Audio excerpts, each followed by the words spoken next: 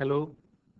In this lecture, we shall consider the last local area network standard, the IEEE 802.5, based on token ring, proposed by IEEE.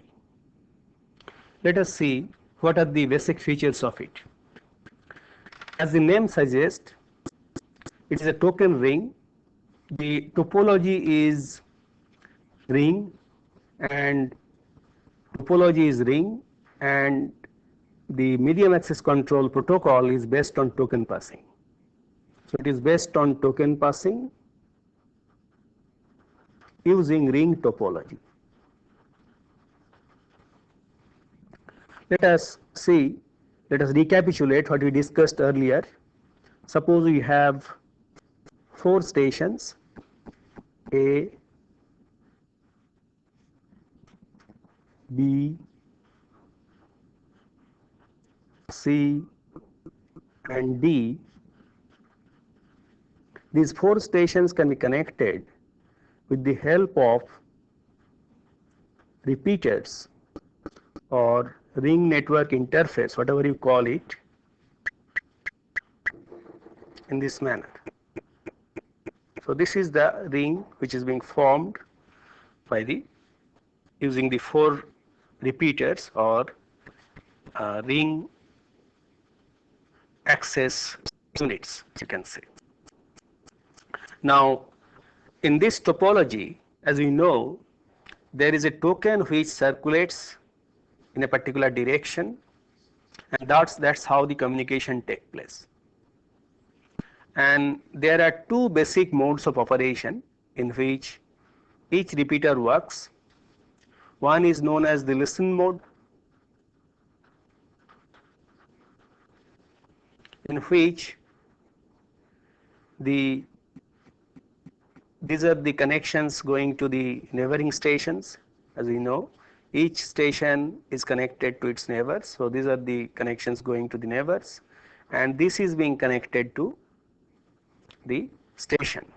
In the listen mode, what the signal which is passing by is listened or read by the station, and if the destination address matches, it can read it. This is one mode in which the reading of the packet or frame from the ring can be done. Another mode is known as transmit mode.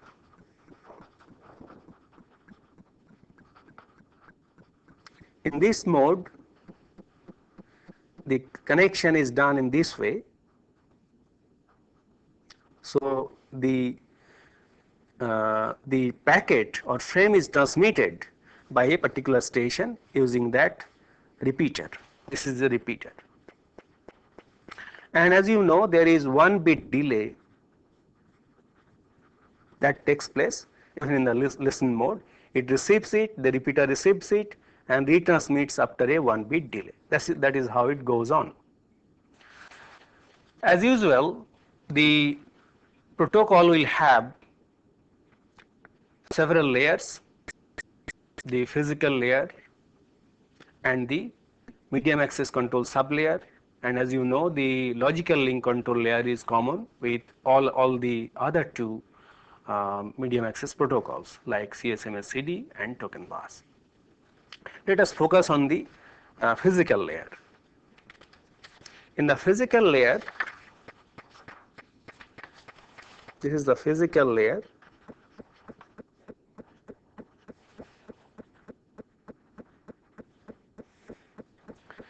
The physical layer here is a point-to-point connection by using shielded twisted pair, STP. Shielded twisted pair of wire. In the earlier version, the data rate that was proposed is 1 or 4 megabits per second, but subsequently IBM developed another standard in which the data rate was upgraded to 16 megabits per second. And at present, this particular data rate, the 1 megabit per second, is dropped. Only 4 megabits per second and 16 megabits per second are suggested or recommended. and it uses differential Manchester encoding,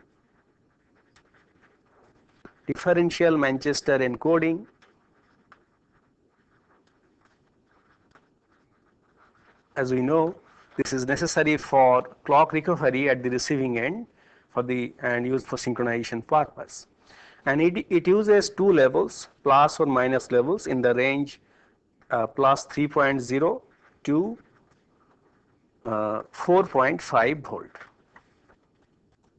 Now, one very important limitation of this particular topology is if a link fails or if a station fails, this particular protocol cannot work. So it is vulnerable to link and station failure. How that can be overcome?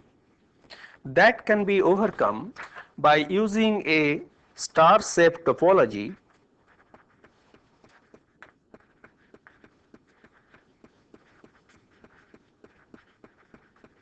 It works in this manner. Suppose you have the 4 nodes here. These are the 4 nodes. Then you have got a varying concentrator. This is your varying concentrator to which the wires can be taken in and out.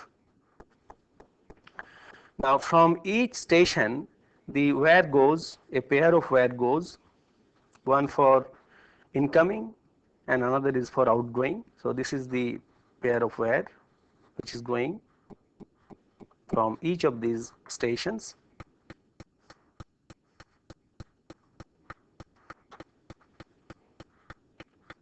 And in the wiring center, the connection is done in this way.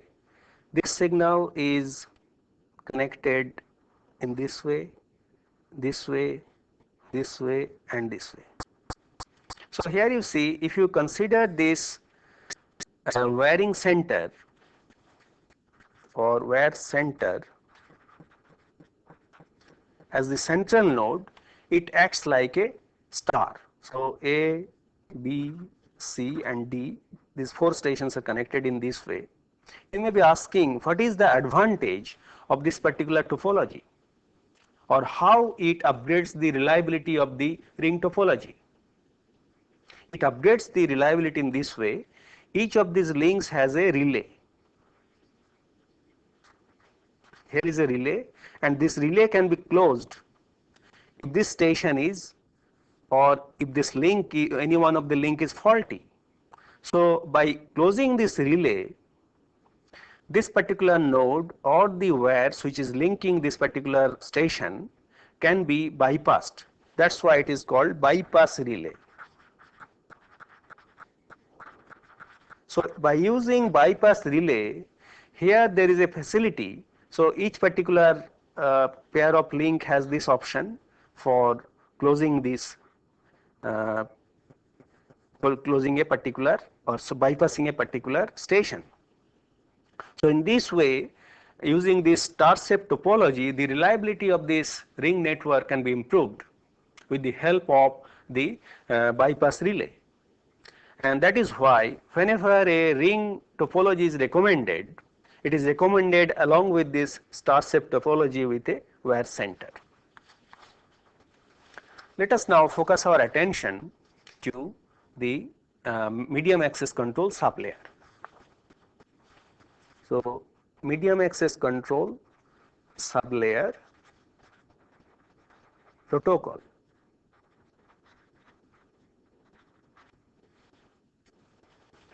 As you know, one important function which has to be performed by the medium access control sublayer is encapsulation and decapsulation of the packet or frame. That means it receives a protocol data unit from the LLC sublayer, then it encapsulates it by using header and trailer, then passes it on to the physical layer for transmission on the medium.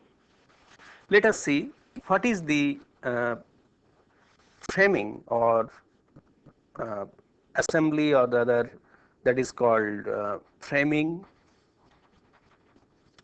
or encapsulation, decapsulation. How it is being done? As we know, in a token passing network, there are two types of information that loops around the ring.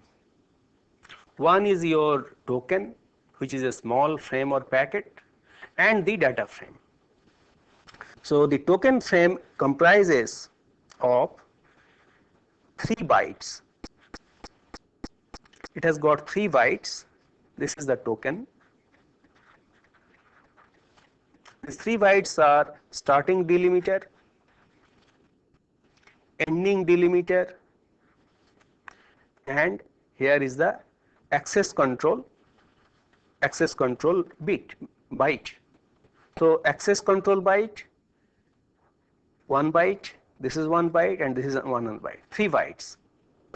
The access control byte comprises of 8 bits, and it is represented in this way.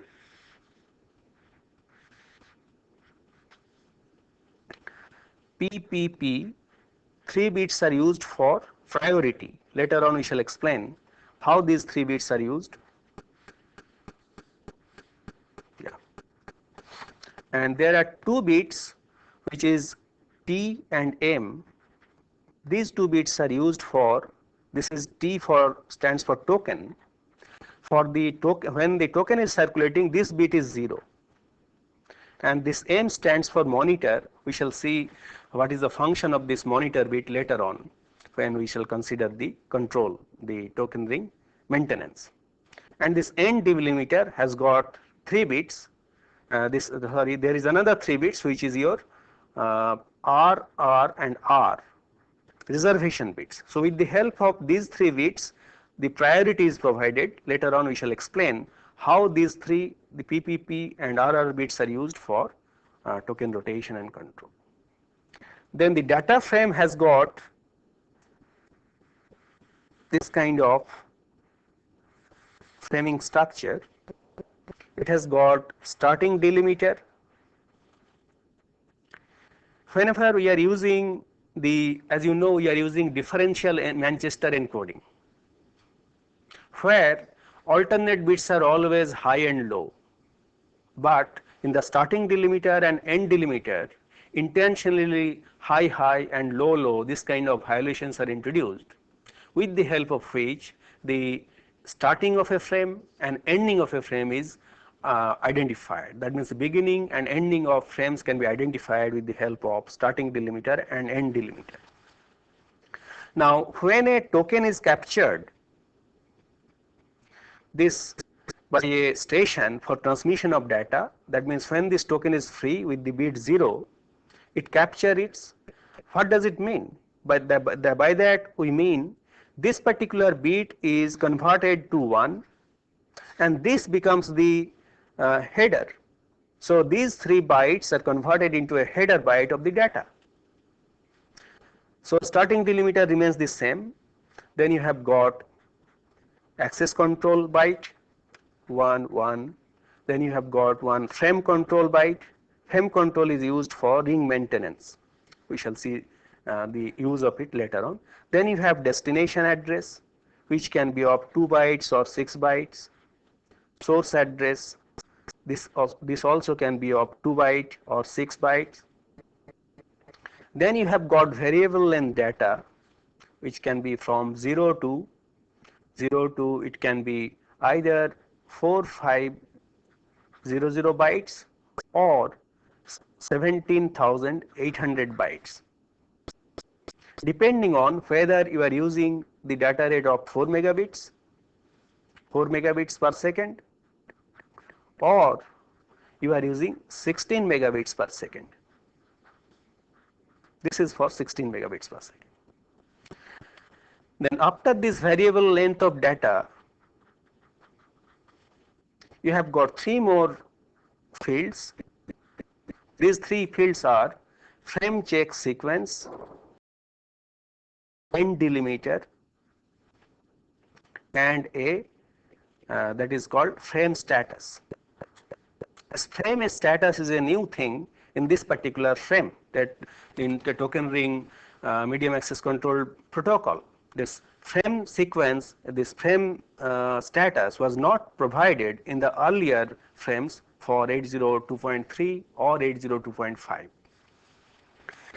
Now this frame status has got 8 bits, and it is like this: A, C, RR, A, C and RR. There are 8 bits in this: A, C, RR, A, C, RR, and this is your frame status. The function, you see, the A and C is repeated for the purpose of reliability, higher reliability. And using the A and C bits, what can be done? A stands for address recognized, C stands for packet copied.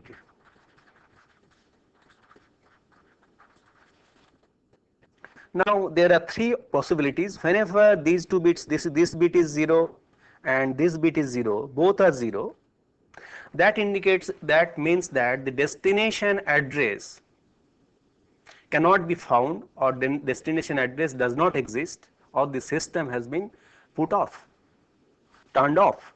This is the case for 0, 0. Whenever it is A is equal to 1 and C is equal to 0, that means address has been recognized, but the packet has not been copied. Another possibility is 1, 1. Whenever both of them are 1, then the address has been found, identified, recognized, and the packet has also been copied. So by using this, you can do some kind of acknowledgement. As we know, in token ring topology, the packet which has been if this particular station introduces packet, transmits a packet, it rotates around the ring, and when it comes back to it, it removes it. That means the source address has the responsibility for removing the packet. And when the packet, after circulating around the ring, comes back to it, by looking at these 2 bits, A and C bits, it can find out whether the packet has been copied, or in other words, it provides some kind of acknowledgement. So it allows you to facilitate reliable mode of communication. There is another bit E, which is provided as part of the end delimiter field in end delimiter, last bit of end delimiter. In that, with the help of this, whether the packet is in error can be identified. That means if a station finds out by evaluating the frame check sequence, which is of 4 bytes,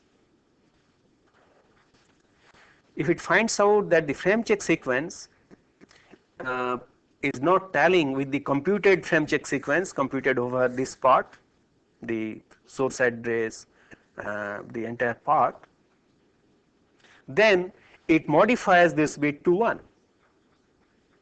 And by looking at the source node or other nodes can identify that the packet is in error. And moreover, there is facility for providing the end delimiter has also the provision for providing the last frame in the sequence.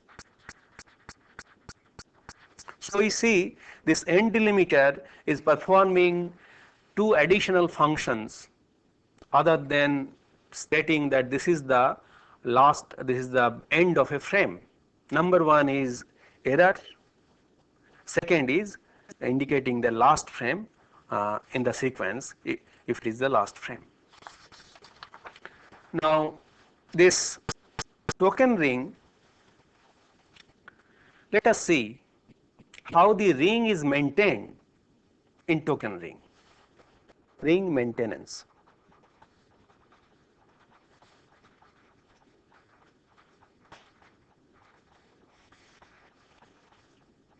The token ring is maintained with the help of a active token monitor.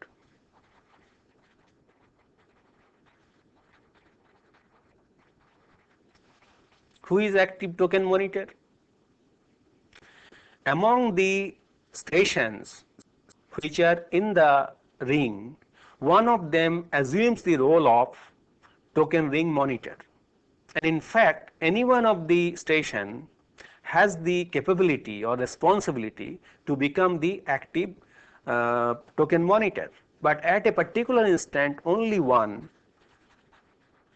will act as token ring monitor.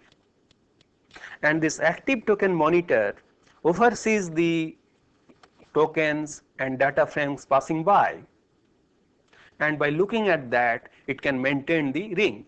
Let us see what are the various things that can happen. Number one is no token. What can happen? Because of some problem in the ring, the token is lost. No token is circulating around the ring. That means data transfer cannot take place. How that problem is overcome, how the system comes out of that situation with the help of active token monitor, let us see. The active token monitor maintains a timer, and it identifies the longest possible tokenless interval. That means after that interval, the active token ring monitor introduces a token into the ring. This is how no token situation is, the system comes out of no token situation. Second possibility is there is a orphan packet.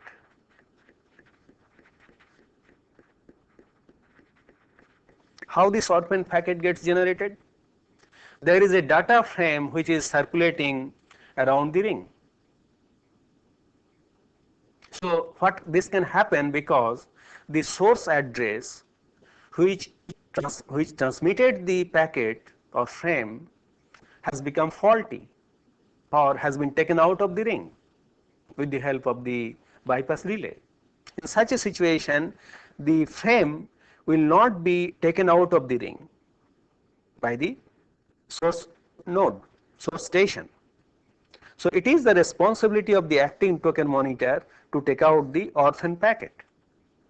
What it does, whenever a packet is circulating around the ring, it modifies that monitor bit. It sets this monitor bit to 1. Initially this is 0. So whenever this bit, this particular monitor bit, I mean second time this comes, this active control, this is the access control byte. Here also you have got that monitor bit. So when this monitor bit is modified, bit is set to 1. Next time when the frame once again comes to the active token monitor, it removes it. Now it knows that there is no owner of this particular frame. So it is an orphan packet, and the active token monitor removes it from the node. This is how the system can come out of the this particular situation. Another facility that is provided is beacon.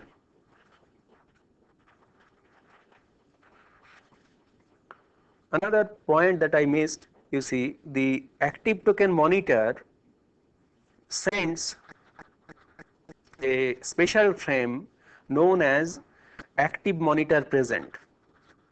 Active monitor present or AMP frame. With the help of this, the active token monitor makes its presence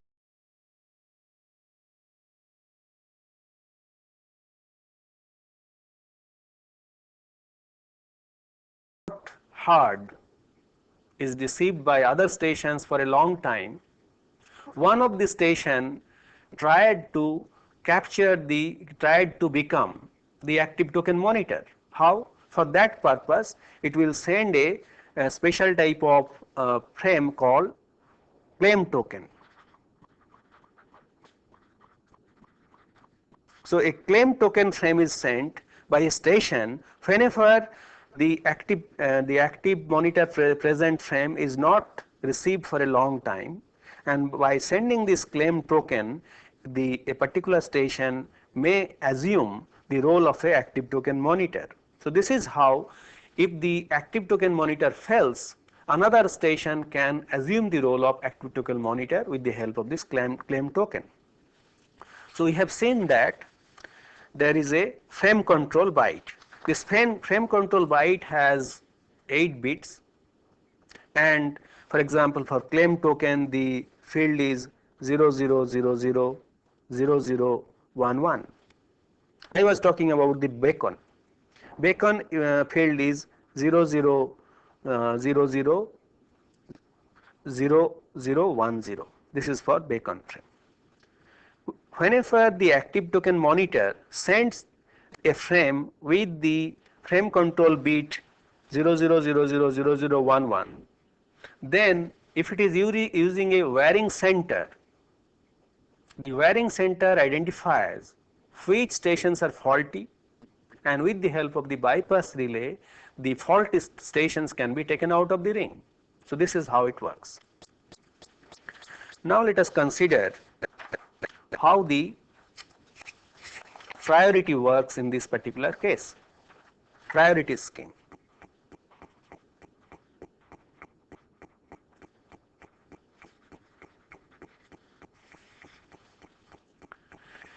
The token ring 802.5 token ring protocol provides you 8 level priority.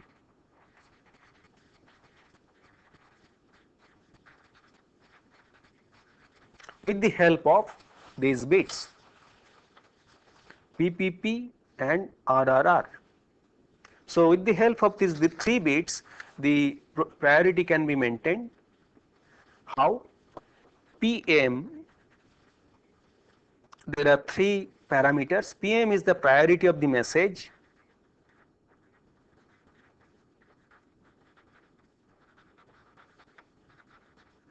To be sent by a station. That means one of the 8 values, there are 3 bits, so it can have 8 values 0 to 7. A particular station is waiting for token with a frame having priority PM to be sent. Now whenever it receives the token, it has got PR, that is the received priority,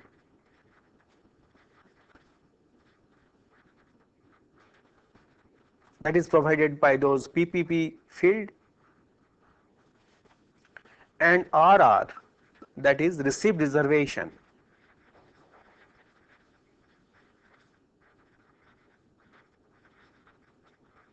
That is provided by RRR field. Now if the token is free, that means the T bit is 0, then token can be captured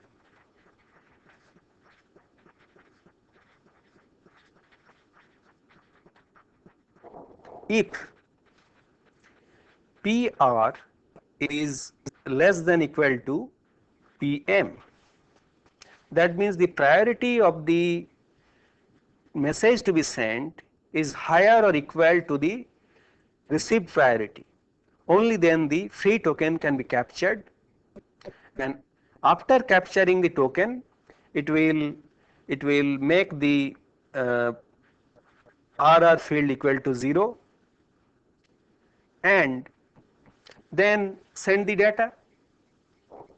And while After sending the data, it can send data for a maximum period provided by a timer. It has some maximum time, allowed time up to which the frames can be sent. So it can send more than one frames within that time. And after sending the data, a new token is introduced. New token is introduced with uh, PR equal to maximum of PR, RR and RPM, and RR equal to is set equal to RR, maximum of RR and PM. So with these new values PR and RR, the packet is sent, a new token is sent. What is the effect of this? Effect of this is preempting low priority reservation. Now this is the case for free token. What happens whenever it does not receive a free token? Then the reservation can be done by a particular station. How? A busy token can be you can set the RR bits of the busy token can be set by the priority of this particular message if RR is less than PM. If RR is less than PM, then what can be done? RR can be set by the value of PM. As I was telling, by this you are preempting low priority frames to be sent by other stations. On the other hand, if it is not a free token, if it is a frame, then no, this is not for busy token, this is for a frame. That is busy token, that is equivalent to busy token. Now another that is your free token, but its priority is lower, then it can set the reservation in this way. This RR reservation can be set equal to PM if RR is less than PM and PM is less than PR. Based on this, this reservation can be done by the station for future sending. So this is how, with the help of the priority bits and the reservation bits, the high priority traffic can be allowed to send through the network. Now, one point that you must notice, by using this priority scheme, a particular node can try to monopolize the network. That means it can set the priority level to high and can get access of the token and continuously send on packets. How that can be stopped? That can be stopped by using another scheme. That means what is being done in this case, with the help of, in addition to these, there are two stacks SK and SR. SK keeps information about the priority of the message which was sent earlier, and SR is the priority which was received, which are being stored. With the help of this, next time it is the responsibility of the station to reduce the priority level so that other stations can get opportunity to send. So in this way, a little bit of fairness is introduced. Friends, we have discussed the three different protocols proposed by IEEE. Let us compare their performance. How do you compare their performance? Performance comparison.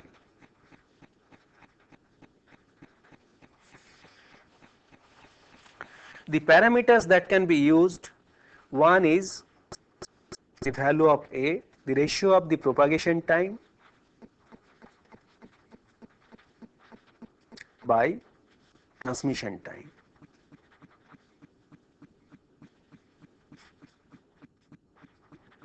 Transmission time.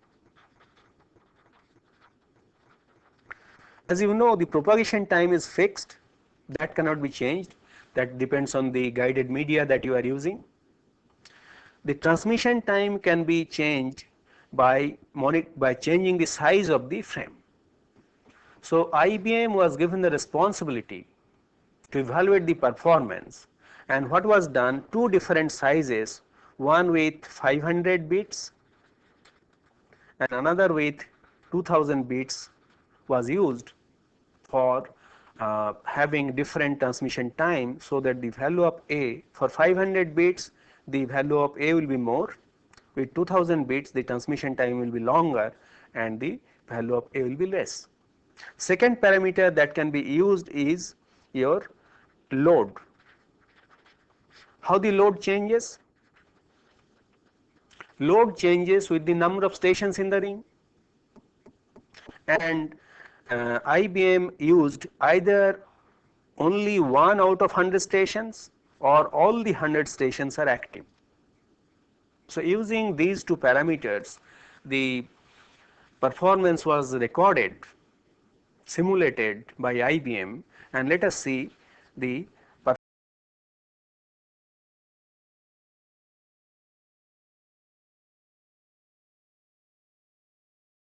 bits, that means value of A is small compared to when the packet size is 500 bits, and it is lightly loaded because number of active stations is only 1 out of 100. So this is the case of lightly loaded condition with different packet sizes. So in this we see when the stations are the network is lightly loaded, token bus performance is lower. On this side it is the throughput, actual rate, and in this side it is offered load. So as the load increases, you can see when it is lightly loaded, then the throughput is lowest for token bus. On the other hand, for token ring and CSMS CD, throughput is higher. However, throughput is higher for higher packet size, as it is clear. In this case, A is lesser, small compared to this. In this situation, the value of A is higher than this one. On the other hand, if the load increases, if the if we consider the heavily loaded condition, in such a situation, we find that the CSMS CD performance is inferior compared to token ring and token bus. You may be asking why this is so. As we know, as the load increases in CSMS CD, more and more collision occurs and the throughput decreases. Moreover, when the value of A is large, in this situation, performance is still lower. On the other hand, token ring and token bus, they perform better in the heavily loaded condition. And we find that token ring is consistently good, performance is good even for a low load and high load, light loaded condition and heavily loaded condition. On the other hand, CSMS CD is good for low load, and when the traffic is lightly loaded, then the token bus performs inferior because of heavy overhead that we have already discussed in my last lecture, because the protocol has heavy overhead. As a consequence, in lightly loaded situation, throughput is lower. We can conclude our lecture by giving a quick comparison of the three protocols, their weaknesses and strengths in a nutshell. 802.3, that is most widely used, it has huge installed base. The stations can be installed on the fly. That is the advantage of 802.3. It uses simple protocol, so the load on the station is less. And one important feature is it has got substantial analog components, because it has to detect the collision. For detecting collision, you have to use analog circuit. And because of the minimum 64 byte size, the overhead is quite high. Uh, if you want to send small size packet, you cannot send because of the minimum size.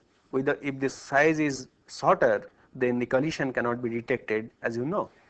Now, it is not suitable for real-time application because of the probabilistic or non-deterministic nature of the protocol. And as you have already seen, the efficiency drops with increased speed and increased load. With increased speed, the parameter A increases, and with the load we have seen the collision increases. That reduces the efficiency. For 802.4, it is highly reliable. It uses highly reliable cable TV components. It is more deterministic, as you have seen. It provides priority and it is fair to all. It get equal access for high priority traffic. And we have already seen it provides excellent throughput at high load, but at low load the efficiency is poor.